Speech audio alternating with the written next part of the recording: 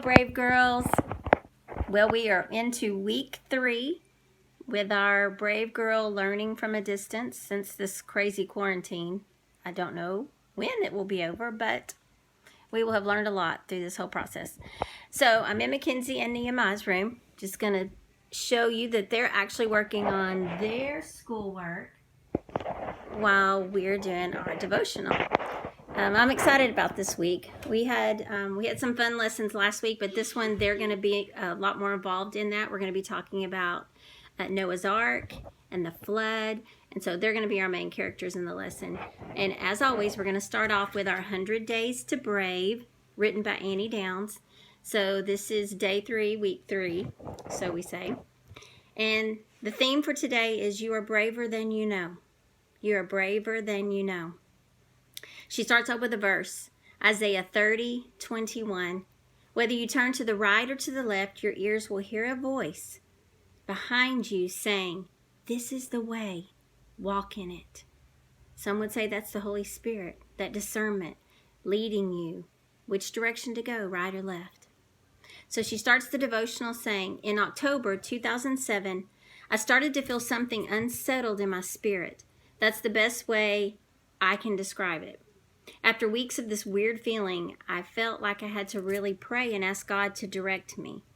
I sensed I was supposed to make a change, but I just didn't know what the change was. So I asked God, and my heart kept hearing that it was time for a move to Nashville. And after a few months of wrestling, I did it. I cried the entire drive, 3.5 hours. Now, I know I wasn't leaving town to go to another town halfway around the world yet, but this Georgia girl would be moving farther away from home than she ever dreamed. Friend, you need to know this. I never felt brave. I never had a moment of extreme courage or belief that this was going to be the best decision I had ever made. I just did the next right thing. That sounds familiar, doesn't it? You seen Frozen 2 when she talks about doing the next right thing? So it says she quit her job. I quit my job. I sold my house. I packed my belongings. I pointed north until I crossed the state line, and I didn't stop until I saw the trademark of the Nashville skyline, the Batman building.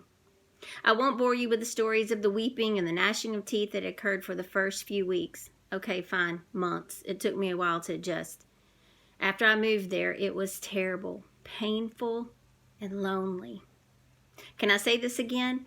I never felt brave. But day after day, I just did the next thing.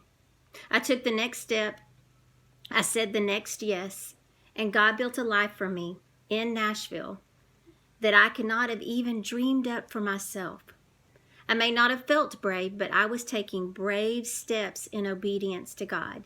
If you and I sit down, or if we were to sit down, and you told me your story, I'd be able to show you places where you have made brave choices, even if you don't label them that way.